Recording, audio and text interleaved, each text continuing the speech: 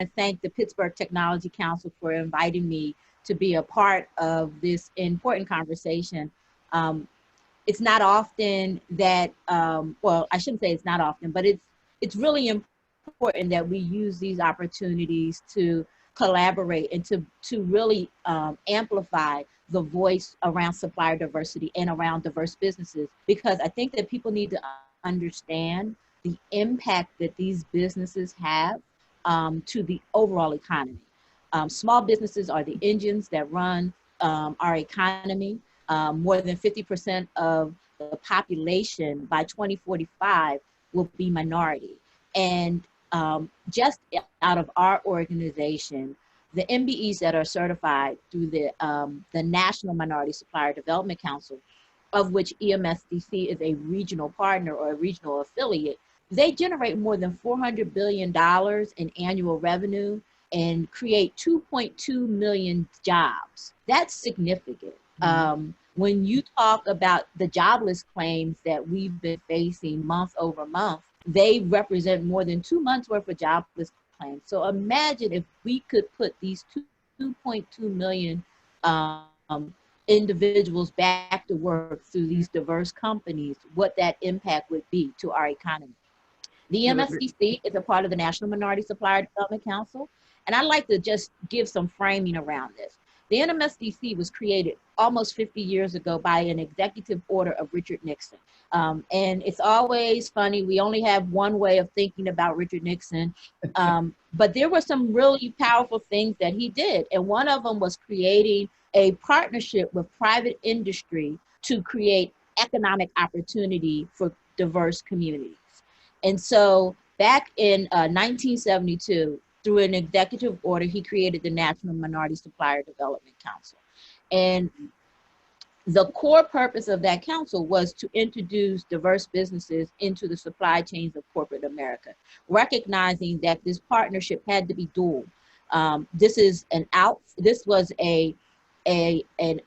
offshoot of the civil rights movement. It was a continuation of the civil rights movement, if you think about it, and recognizing that these communities were historically underutilized and needed economic infusion in order to have growth and to begin to build wealth.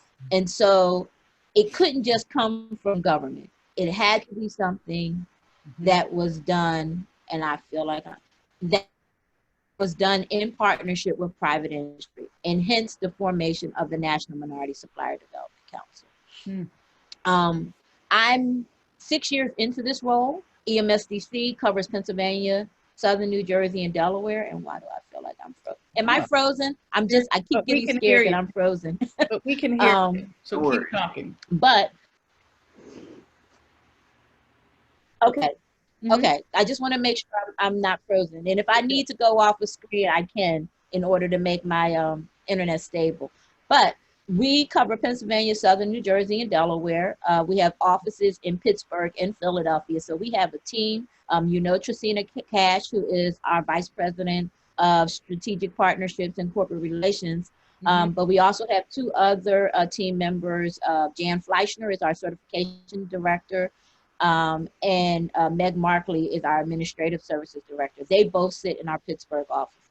We also have a team of 5 that sit in our Philadelphia office. Pre-COVID, I spent a lot of time shuttling between Philadelphia and Pittsburgh. I've been a little stationary these past 4 months, but once we are back to normal operations, I will be spending, again, time on the road going between our regional footprint.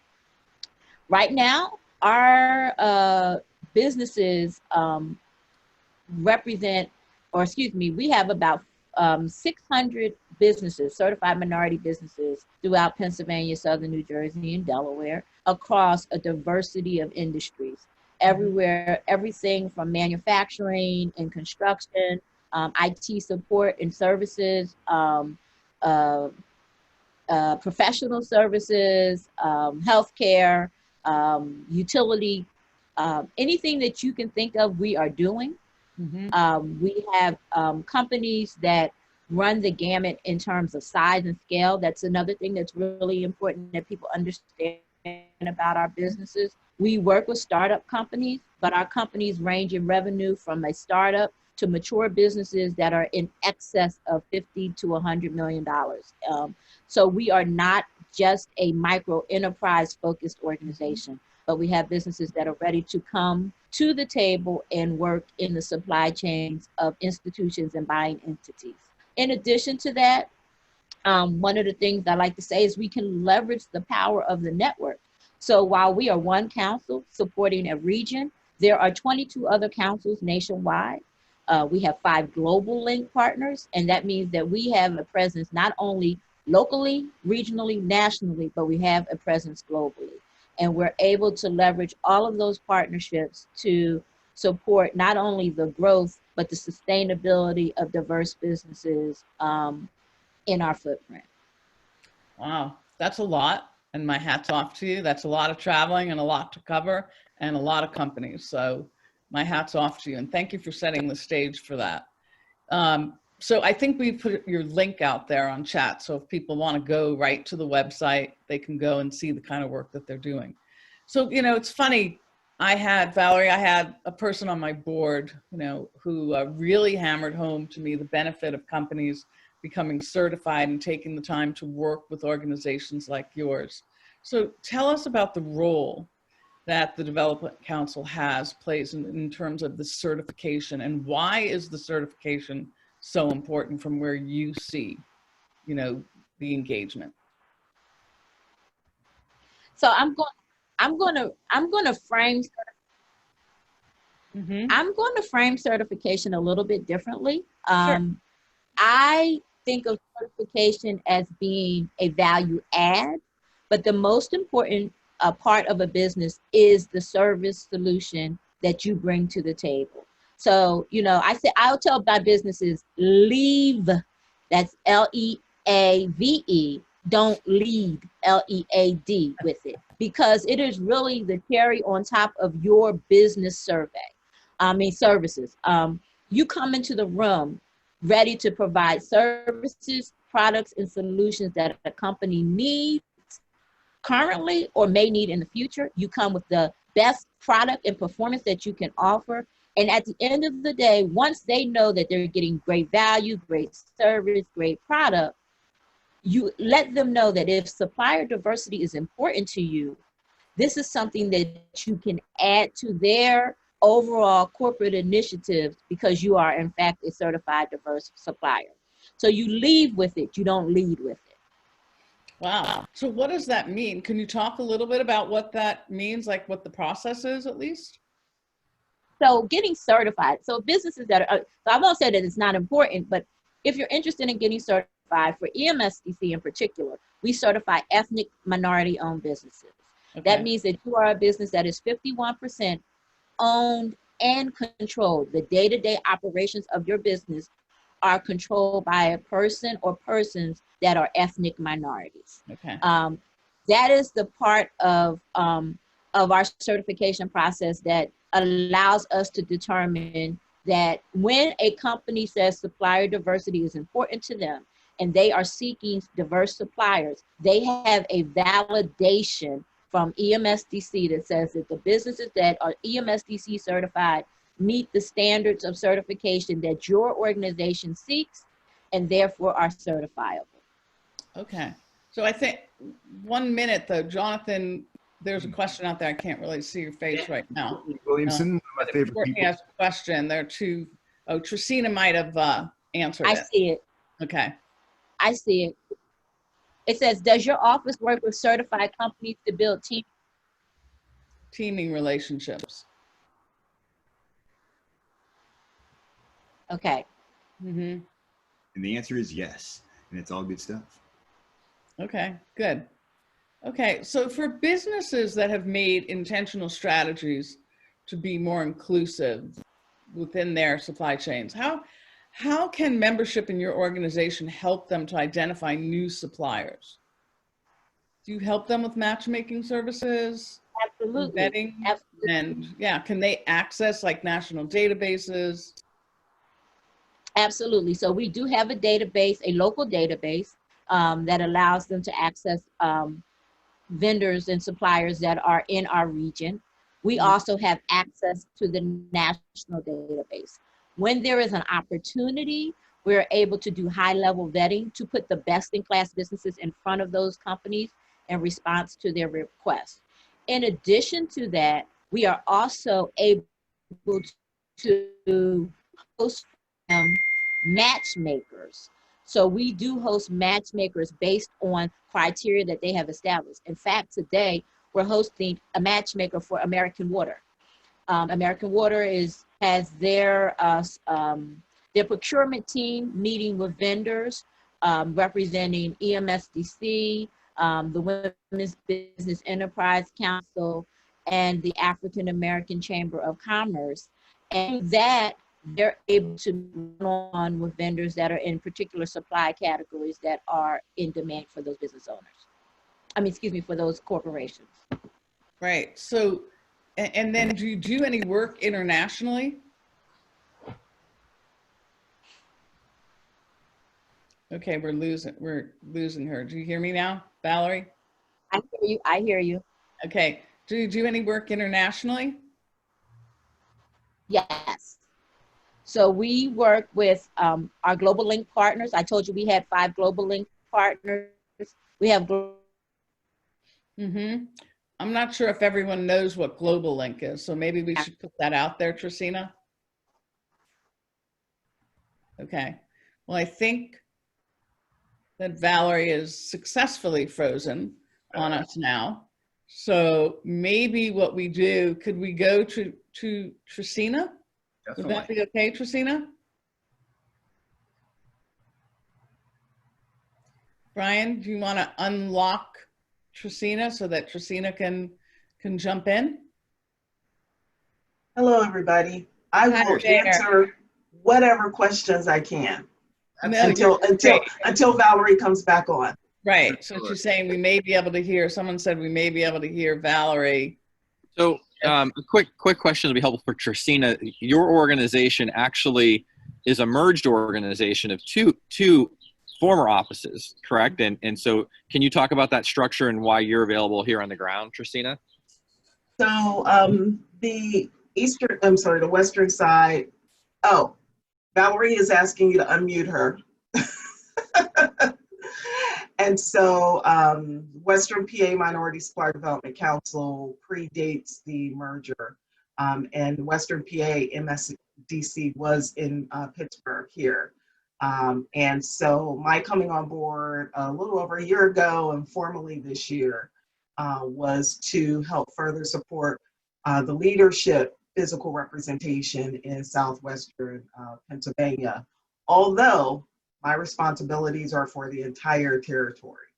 And so I think that merger has happened very nicely, and not only are my responsibilities for the entire territory, everyone in Pittsburgh office is also. And Valarie, we see you again. I switched internet connections, hoping that would stabilize it a little bit. Good. Just to add on to Trisina, so the merger was the result of a consolidation throughout the NMSDC network. So we weren't the only council to merge, and the decision was made to merge Pennsylvania into one state instead of 2 separate states. But we knew that it was critically important, given the culture and specific needs of Western Pennsylvania, that there needed to be a significant presence in Western Pennsylvania. And so even as the merger was completed, for me personally as the leader, I wanted to make sure that I had senior level boots on the ground. And that's why we started initially with a consulting relationship with Trisina, and then we brought her on full time back at the end of January of 2020.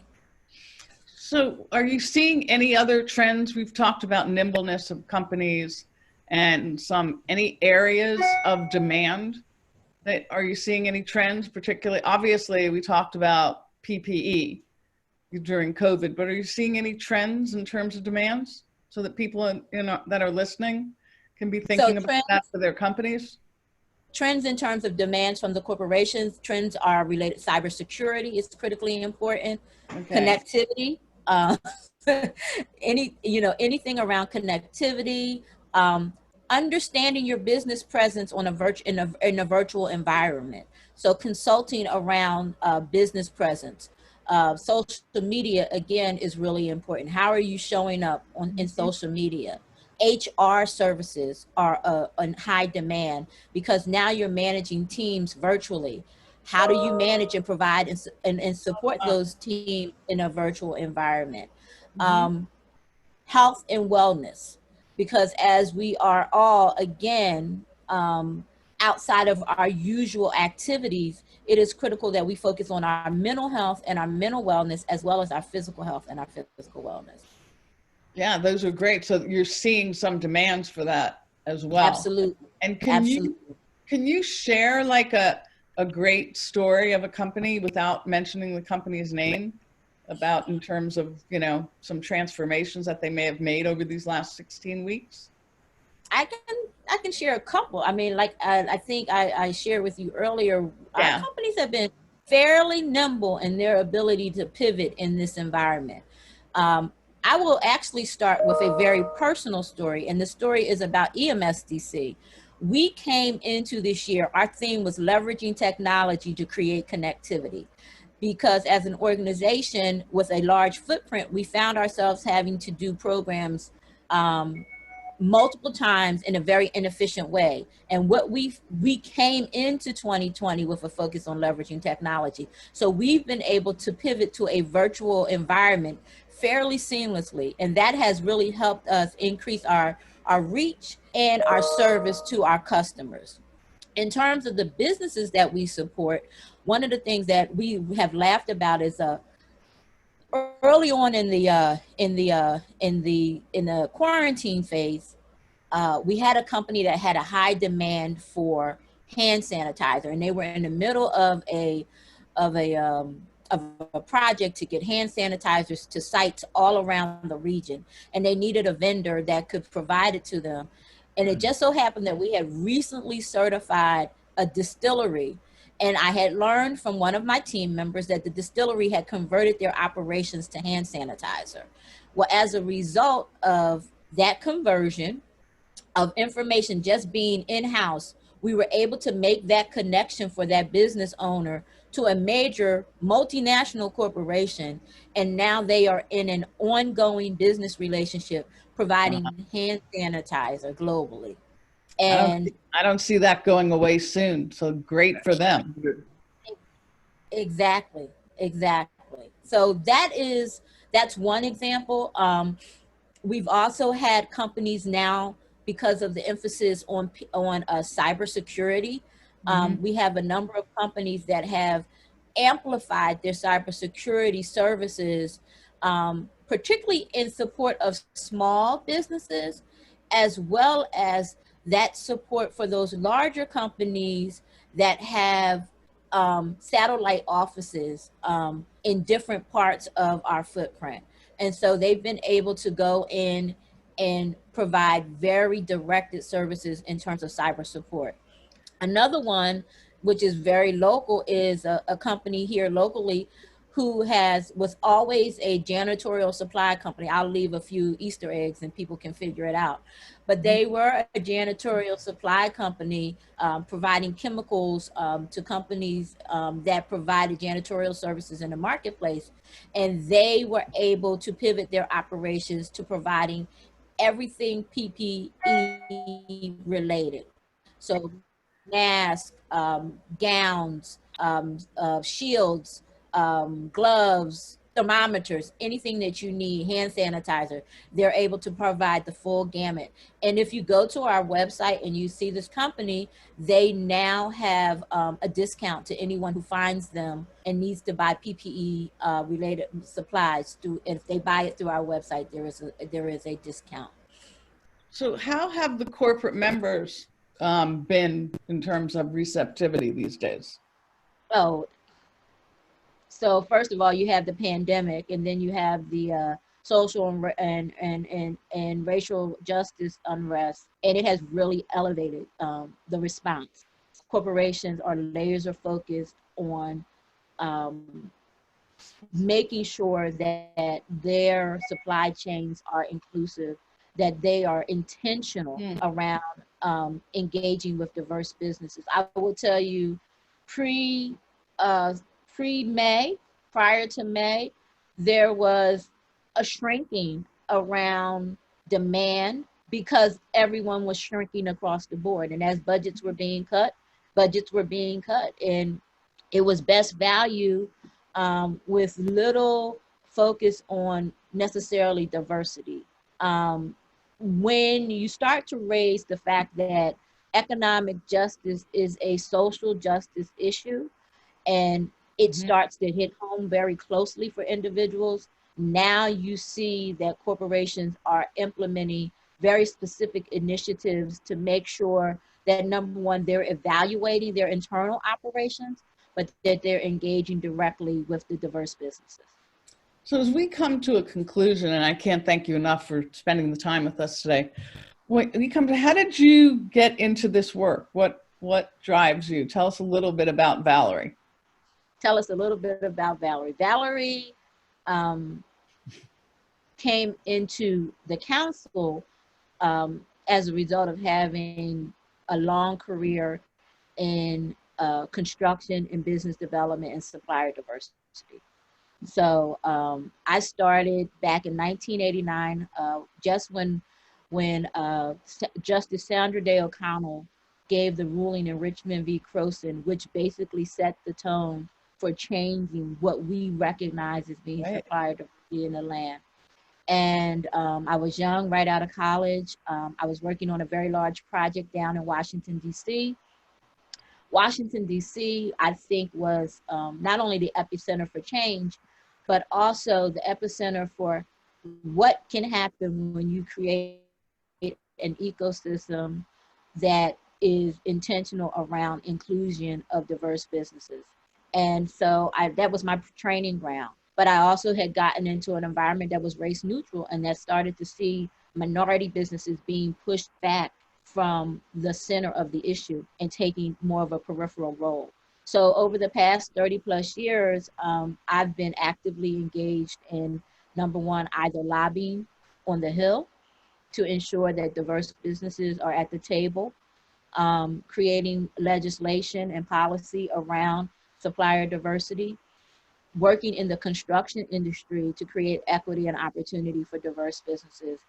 And about 6 years ago, I was given the opportunity to lead this organization through a transition that included a merger, not only of two individual organizations, but of staff, of cultures, of needs in environments.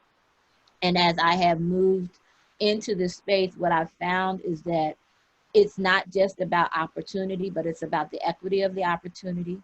It's about the sustainability of the opportunity, and it's about wealth creation. And I want to see more people of color, women of color, in spaces where they're owning, because owning is where you build wealth. You do not build wealth working for someone else, but ownership is how you build wealth. That's right. I love it. On that note, our time has come to an end, but what a treat. And what a thrill to know that you're at the helm of this organization. We've given out some links. We're going to stay connected to you and your leadership and your team, because we are totally aligned. It is about entrepreneurism. It is about wealth creation. It is about prosperity and equity. And that's where the power and influence come from. And that's where change comes from. So what a treat to have you with us today. And I also want to give a shout of appreciation for Tristina jumping in when we had just a little bit of a hiccup on the technology, but Tristina knows her space, so she's good. So everyone, we are ending our show today, and I want to thank Valarie once again. And people, pay attention to their work. Sign up. We gave you the website, and Tristina gave out her personal email. So on that note, I'm signing off and thanking everyone for joining us, and I will see you tomorrow, same place, same time. Thank you very much. Thank you. Bye-bye.